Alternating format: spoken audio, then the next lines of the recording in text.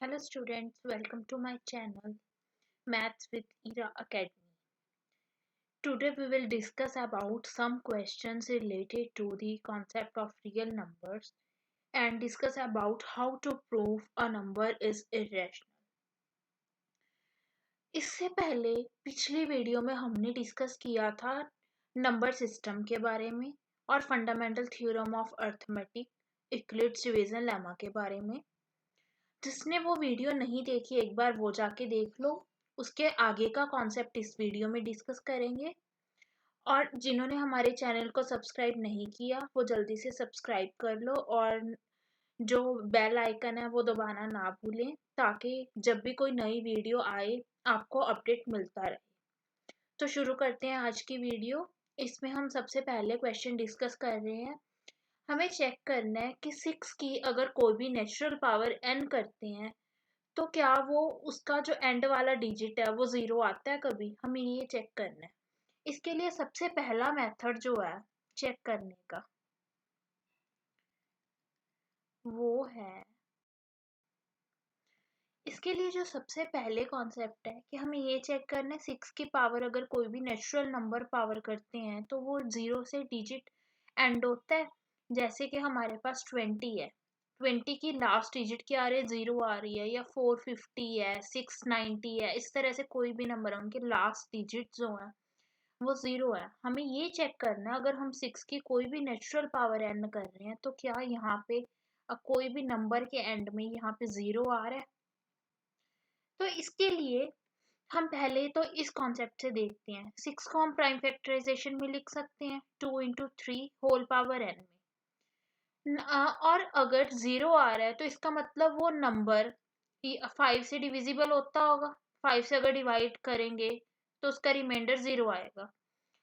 ना तो यहाँ पे 2 डिवाइड हो रहा है 5 से और ना ही 3 डिवाइड हो रहा है। तो मतलब 6 पावर n करने पे n को कोई भी नेचुरल नंबर पुट करने पे हमारे पास डिजिट ज़ीरो नहीं आएगा।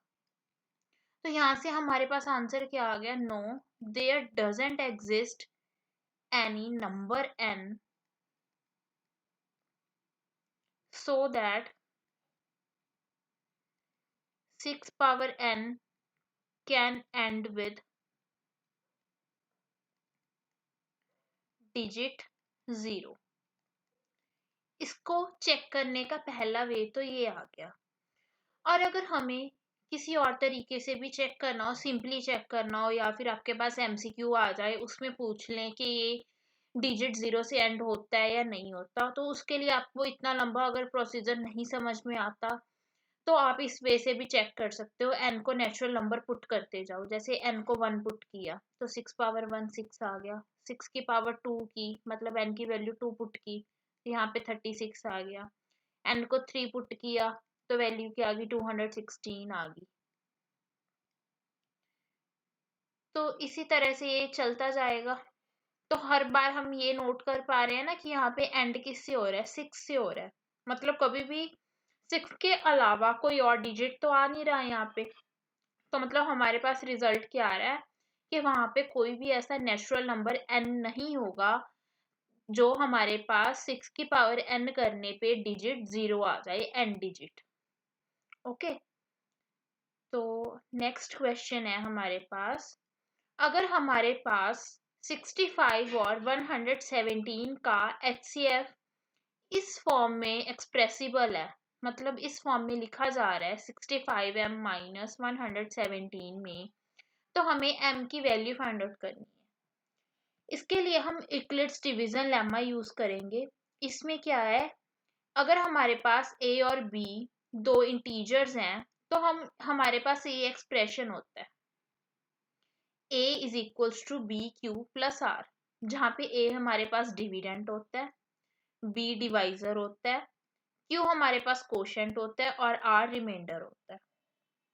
ओके, तो अब हमारे पास जैसे ये है 117 और 65 है, तो इसको मैं आपको डिवीजन के मेथड से बता देती हूँ हमें कैसे लिखते हैं। सॉरी, यहाँ पे 65, यहाँ पे 117, 65 यहाँ पे 1 पे जाएगा, क्वोशंट हमारे पास 1 आएगा, यहाँ पे रिमाइंडर क्या आ गया 52। नेक्स्ट स्टेप के लिए हम क्या करते हैं जब तक रिमाइंडर 0 नहीं आता, ये जो हमारे पास डिवाइजर है ना, ये यहाँ पे डिविडेंड बन जाएगा। तो यहाँ पे 1 पे जाएगा, तो हमारे पास रिमाइंडर इस बार क्या आया, 13 आया। ओके, तो यहाँ पे रिमाइंडर 13 आया, 0 इस बार भी नहीं आया, तो इस बार डिविडेंड क्या बनेगा, 52। तो यहाँ पे आया, तो ये 4 पे जाएगा, 52 रिमाइंडर क्या आ गया, 0 आ गया। अब हमारे पास रिमाइंडर 0 आया, तो इस टाइम पे हमारे पास डिवाइजर क्या था, 13 था। तो हमारा HCF क्या आ गया, 13 आ गया। तो HCF ऑफ 65 एंड 117 क्या आ गया, 13 आ गया। तो हमारे पास क्वेश्चन में क्या था, जो HCF है 65 और 117 का, वो इस फॉर्म में है 65m माइनस 117। तो हम 13 को इसके इक्वल रख देंगे, इसको सॉल्व करेंगे तो हमारे पास क्या आएगा, 65m इक्वल्स टू 130, और हम 130 को 65 से डिवाइड करेंगे तो m की वैल्यू क्या आ गई, 2 आ गई। तो हमारे पास आंसर क्या आ गया, 2। होप आपको ये चीज समझ आ गई होगी कि हमने इसमें यूक्लिड्स डिवीजन लेमा कैसे यूज किया।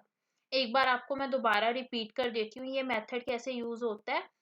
हम इसमें नंबर को डिवाइड करते हैं, जैसे 65 को यूज किया, 117 को हमने डिवाइड किया 65 से, तो उसके बाद हमारे पास रिमाइंडर आया 52, और इसमें हम आगे डिवाइड करते जाएंगे जब तक हमारे पास रिमाइंडर 0 नहीं आता। तो जब अब हम 52 से किसको डिवाइड करेंगे, 65 को, मतलब जो हमारे पास पहले वाले में जो डिवाइजर होता है वो नेक्स्ट वाली डिवीजन में डिविडेंड बन जाता है। तो अब हम 52 से 65 को डिवाइड करेंगे, तो इस बार रिमाइंडर हमारे पास क्या आया, 13 आया। और इस बार हम 52 को एज अ डिविडेंड लेंगे, तो इस बार हमारे पास कोशेंट क्या आया, 4 आया, और रिमाइंडर 0 आया। रिमाइंडर 0 आ गया, तो जब रिमाइंडर 0 आता है, जो उस टाइम पे हमारे पास डिवाइजर होता है, वो हमारे पास क्या बन जाता है, HCF बन जाता है। तो हमने उस कॉन्सेप्ट को यूज करके m की वैल्यू निकाली है। तो अब नेक्स्ट थ्योरम पे चलते हैं। इसमें हमारे पास क्या है, अगर हमारे पास कोई भी प्राइम नंबर p है और p अगर a स्क्वायर को डिवाइड करता है तो p a को भी डिवाइड करेगा, और यहाँ पे जो हमारे पास a है वो कोई भी पॉजिटिव इंटीजर है। तो इसके प्रूफ के लिए हमने पहले प्राइम फैक्टराइजेशन ली है a की, जो प्राइम फैक्टर्स की फॉर्म में है p1 p2 p3 up to pr, ये सभी मल्टीप्लिकेशन में है, और ये जरूरी नहीं है कि सभी के सभी डिफरेंट प्राइम्स हो। तो नेक्स्ट स्टेप में हमें जैसे गिवन है कि p a स्क्वायर को डिवाइड करता है, तो हमने a की स्क्वायरिंग कर दी, तो हमारे पास क्या आ गया, p1 square into p2 square up to pr square. अब यहाँ पे हम fundamental theorem of arithmetic use करेंगे। हमारे पास जो फंडामेंटल थ्योरम ऑफ अर्थमेटिक होती है वो कहती है कि अगर हमारे जो हर एक कॉम्पोजिट नंबर है वो यूनिक फैक्टराइजेशन में लिखा जाता है प्राइम फैक्टर्स की, तो उसको यूज कर रहे हैं यहाँ पे। तो ए स्क्वायर के जो प्राइम फैक्टर्स बनेंगे वो क्या बनेंगे, p1 p2 up to pr ही बनेंगे। तो p जो होगा, क्योंकि ये यूनिक होते हैं, तो p भी इन्हीं में से कोई एक प्राइम नंबर होगा। तो ये p a स्क्वायर को डिवाइड कर रहा है, और हमें पता है जो a है वो p1 p2 up to pr की मल्टीप्लिकेशन में है। तो यहाँ से हमारे पास क्या आ गया, जो p है वो a को भी डिवाइड करेगा। इस चीज को अच्छे से समझने के लिए एक और चीज है हमारे पास, अगर a हमारे पास 30 ले लें, उसकी प्राइम फैक्टराइजेशन क्या बनेगी, 5 इंटू 3 इंटू 2 बनेगी यहाँ पे। तो अगर a का स्क्वायर करते हैं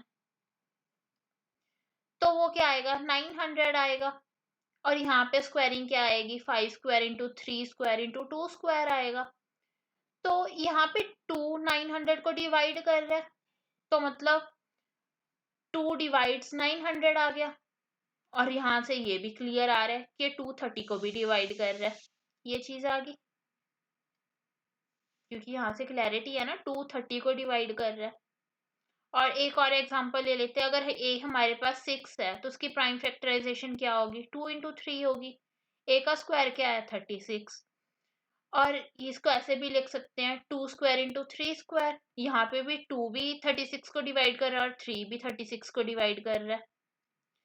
और यहाँ से क्लियर है, 2 भी 6 को डिवाइड कर रहा है, 3 भी 6 को डिवाइड कर रहा है। तो मतलब क्या आ गया, अगर p a स्क्वायर को डिवाइड करता है ना तो p a को भी डिवाइड करेगा, ये श्योरिटी है। कहीं पे भी अगर रिजल्ट आ जाए ना p डिवाइड्स a स्क्वायर, तो वहां पे पक्का आ जाएगा कि p डिवाइड्स a भी है। p बस उसमें प्राइम नंबर होना चाहिए। ओके, तो इसी को यूज करके, इस कॉन्सेप्ट को, इस थ्योरम को यूज करके हम अब ये क्वेश्चन प्रूफ करेंगे। इसमें हमारे पास क्या है, अगर हमारे पास √5 कोई इरेशनल नंबर, हमें ये प्रूफ करना है कि √5 क्या है, इरेशनल नंबर है। और इसी कॉन्सेप्ट को यूज करके हमें क्या प्रूफ करना है, अगर √5 इरेशनल है तो हमें प्रूफ करना है 3 - 2 √5 भी क्या होगा, इरेशनल होगा। तो हम पहले इस क्वेश्चन में क्या प्रूफ करेंगे कि जो √5 है वो इरेशनल है। इसके लिए हम कॉन्ट्राडिक्शन यूज करेंगे, मतलब कॉन्ट्राडिक्शन लेके चलेंगे, मतलब जो भी चीज है उसको गलत लेके चलेंगे, फिर उसको सही प्रूफ करेंगे। तो हमने पहले ले लिया √5 कोई भी रैशनल नंबर है। रैशनल नंबर है तो हम उसको a/b की फॉर्म में लिख सकते हैं। और डिनोमिनेटर जो b है, वो डिनोमिनेटर है, वो हमेशा नॉन जीरो होना चाहिए इस केस में। और हम इसमें यूनिकनेस वाली केस लेके चलेंगे, यूनिक रैशनल नंबर्स वाले। तो उसमें क्या होता है, जो a और b है वो को प्राइम होना चाहिए, तो हम ये कंडीशन लेके चलेंगे। अगर √5 हमने जैसे लेट किया रैशनल नंबर है तो उसको a/b की फॉर्म में लिख सकते हैं। तो √5 क्या आ गया, इक्वल्स टू a/b आ गया। अब b को मल्टीप्लाई कर दो दोनों साइड, तो क्या आएगा, √5b is equals to a, ये स्टेप आ गया। अगर आप दोनों साइड स्क्वायरिंग कर देंगे, √5 का जो स्क्वायर आएगा, तो यहाँ से हमारे पास रूट हट जाएगा, तो क्या आएगा, 5 आएगा। तो स्क्वायरिंग करने पे हमारे पास इक्वेशन 1 आ गई, 5b² इक्वल्स टू a²। तो यहाँ से क्या बन गया, जो a² है वो डिविजिबल बाय 5 है, मतलब जो 5 है वो a² को डिवाइड कर रहा है। और अभी हमने ऊपर देखा थ्योरम में कि अगर p a² को डिवाइड कर रहा है तो p a को भी डिवाइड करेगा। तो उस थ्योरम से क्या आ गया कि a इज डिविजिबल बाय 5, तो इसको हमने इक्वेशन नंबर 2 नाम दे दिया। ओके, अगर a डिविजिबल बाय 5 है तो हम उसको 5 की multiplication with any integer c लिख सकते हैं, विद सम इंटीजर c। जैसे 15 है, 5 उसको 15 को डिवाइड करता है, हम उसको 5 इंटू 3 की फॉर्म में लिख सकते हैं, तो c यहाँ पे हमारे पास 3 बन रहा है। तो इसी तरीके से हमारे पास a is equals to 5c लिखा जा सकता है। और इस जो a की वैल्यू ये आई है, हम इसको फर्स्ट इक्वेशन में पुट कर देते हैं। जो फर्स्ट इक्वेशन हमारे पास थी 5b² is equals to a², इस इक्वेशन में। ओके, तो हमारे पास क्या आ गया, 5b² is equals to 25c²। यहाँ से 5 कॉमन लेके कैंसल आउट कर देंगे, तो b² is equals to 5c² आ गया। अब यहाँ से दोबारा क्या आ रहा है कि जो 5 है वो b² को डिवाइड कर रहा है, मतलब 5b को भी डिवाइड करेगा यूजिंग अबव थ्योरम। इसको हमने इक्वेशन नंबर 3 नाम दे दिया। और हमारे पास इक्वेशन नंबर 2 में क्या आया था कि a इज डिविजिबल बाय 5, और इक्वेशन नंबर 3 में क्या आया, b इज डिविजिबल बाय 5। इन दोनों इक्वेशन से क्या आ रहा है कि a और b दोनों डिविजिबल बाय 5 है, तो दोनों का कॉमन फैक्टर क्या आ गया, 5 आ गया। अगर ये कॉमन फैक्टर 5 आ गया, मतलब इन दोनों का जो HCF है उसमें एट लीस्ट 5 तो आएगा ही आएगा, एट लीस्ट। ओके, अगर एट लीस्ट उसका ये आ रहा है 5 आ रहा है HCF, मतलब वो को प्राइम तो नहीं हुए, को प्राइम मतलब उनका जो HCF है वो 1 नहीं हुआ। तो यहाँ पे कॉन्ट्राडिक्शन आ गई, क्यों, क्योंकि हमने क्या लिया था, a और b को प्राइम है, मतलब उनका HCF 1 है। तो वहां से ये कंडीशन गलत आ गई, मतलब जो हम सारा लेके चल रहे हैं वो गलत असम्पशन है। तो इससे क्या आ गया, जो √5 है वो क्या है, इरेशनल नंबर है। ओके, तो हमने ये तो प्रूफ कर दिया √5 इरेशनल है। अब हमें आगे भी प्रूफ करना है इसको यूज करके कि 3 माइनस 2√5 है जो, वो भी एक इरेशनल नंबर है। अगेन इसके लिए हम फिर से कॉन्ट्रेडिक्शन लेके चलेंगे। अब इस कॉन्ट्रेडिक्शन में हम इसको भी क्या लेंगे, 3 माइनस 2√5 को हम एज्यूम करेंगे कि ये भी एक रैशनल नंबर है। अब रैशनल नंबर है तो इसको भी p/q की फॉर्म में लिख सकते हैं, जहां पे q हमारे पास क्या आना चाहिए, नॉन जीरो होना चाहिए। p और q जो है वो हमारे पास क्या होने चाहिए, को प्राइम होने चाहिए, मतलब इनका जो HCF है वो 1 होना चाहिए। अगर यहाँ पे ये सारी चीजें है तो हम इसको ये p/q की फॉर्म में लिख लिया। इसको जस्ट इक्वेशन को शफलिंग की तो हमारे पास क्या आ गया, 3 माइनस p/q क्या आ गया, 2√5 के इक्वल आ गया। यहाँ पे हमने एलसीएम लिया तो क्या आ गया, 3q माइनस p/q आ गया इज इक्वल टू 2√5। अब हमने इक्वेशन को 2 से भी डिवाइड कर दिया तो क्या आ गया, 3q minus p/2q equals to √5।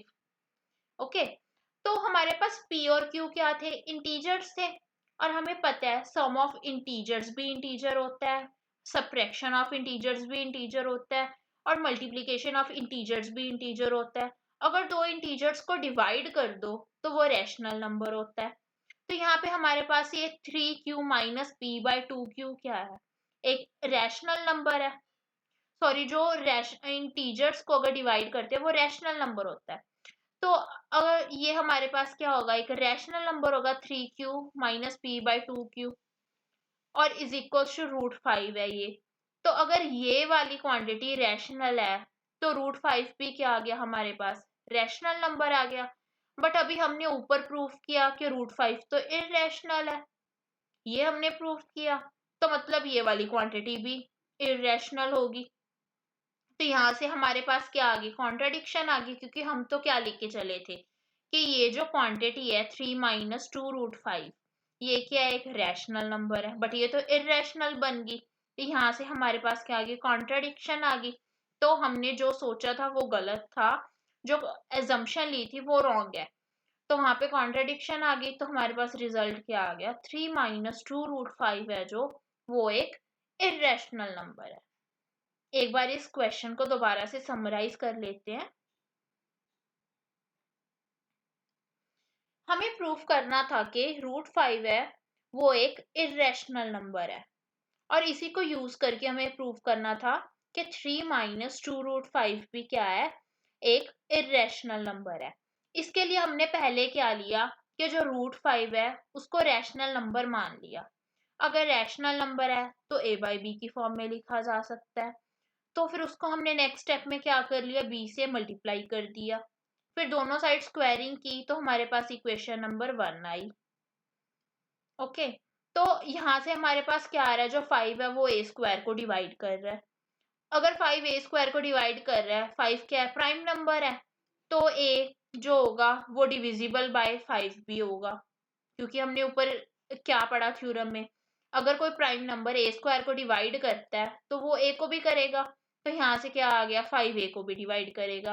अगर 5a को डिवाइड कर रहा है तो वहां पे कोई ना कोई इंटीजर c होगा, ताकि हम a is equal to 5c लिख सकें, क्योंकि जैसे हम 15 को लिखते हैं 5 इंटू 3, 5 15 को डिवाइड करता है, तो उसी तरीके से हम a को क्या लिख सकते हैं, 5c लिख सकते हैं। और ये a की वैल्यू हमने इक्वेशन नंबर 1 में पुट कर दी, तो यहाँ से हमारे पास क्या आया, 5b² is equal to 25c²। हमने यहाँ से 5 कॉमन लिया और दोनों साइड से कैंसल आउट कर दिया, तो हमारे पास क्या आ गया, b² is equal to 5c²। Again यहाँ पे थ्योरम यूज करेंगे, 5b² को डिवाइड कर रहा है, ये क्लियर है। ओके, अगर 5b² को डिवाइड कर रहा है तो 5b को भी करेगा, तो मतलब हमारे पास इक्वेशन नंबर 3 आ गई कि b इज डिविजिबल बाय 5, और इक्वेशन नंबर 2 में क्या था, a इज डिविजिबल बाय 5। इन दोनों इक्वेशन से क्या आ गया कि a and b both are divisible by 5, तो उनका कॉमन फैक्टर क्या आ गया, 5। तो मतलब इनका जो HCF होगा वो 1 नहीं होगा कभी भी, ये श्योरिटी होगी यहाँ से। तो बट हम क्या लेके चले थे, ए और बी का HCF क्या है, 1 है, तो यहाँ पे क्या आ गया, हमारी एजम्पशन रॉन्ग आ गई, तो यहाँ पे कॉन्ट्राडिक्शन आ गई। मतलब √5 रैशनल नहीं इररेशनल नंबर है, ये हमारा यहाँ पे प्रूव हो गया इतना। अब हमें इस चीज को यूज करके क्या आगे हमने प्रूव किया कि जो 3 - 2√5 है वो भी क्या है, एक इररेशनल नंबर है। उसके लिए हमने अगेन अज्यूम किया कि वो एक रैशनल नंबर है। अगर रैशनल नंबर है तो उसको p/q की फॉर्म में लिख सकते हैं, p/q की फॉर्म में लिख सकते हैं। यहाँ पे p और q पे क्या कंडीशन है, q नॉन जीरो होना चाहिए और p और q का HCF 1 होना चाहिए। इसको अगेन शफलिंग करके टर्म्स को, ये हमारे पास ये वाला स्टेप बन रहा है। ओके, एलसीएम वगैरह लेके तो हमें पता है p और q इंटीजर्स हैं और उनका जो डिवीजन है तो वो क्या बनेगा, एक रैशनल नंबर बनेगा। ये हमारे पास रैशनल नंबर आ गया, बट हमने ऊपर प्रूफ किया कि √5 क्या है, इररेशनल है, तो ये वाली क्वांटिटी भी इररेशनल हुई। बट हम लेके क्या चल रहे थे कि ये रैशनल है, तो वहां पे कॉन्ट्राडिक्शन आ गई। तो हमारा जो हम पूरा का पूरा ये लेके चल रहे थे कि ये रैशनल नंबर है वो गलत हो गया। तो 3 - 2√5 क्या आ गया हमारे पास, इररेशनल आ गया। होप आपको सभी को समझ आ गया होगा। और अगर आपको फिर भी कोई डाउट है, आप नीचे कमेंट बॉक्स में टाइप करके पूछ सकते हो। फिर भी अगर वहां पे भी नहीं पूछना चाहते, या फिर आप हमारे टेलीग्राम चैनल, जिसका लिंक मैं डिस्क्रिप्शन में मेंशन कर दूंगी, आप वहां पे भी हमसे पूछ सकते हो। और आगे की वीडियोस के लिए हमारे साथ जुड़े रहो। अगर फिर भी कोई डाउट आता है तो आप हमसे दोबारा से जितने मर्जी बार पूछो, हम आपका डाउट क्लियर करने की कोशिश करेंगे। और आगे की वीडियोस के लिए हमारे साथ जुड़े रहो। Thank you.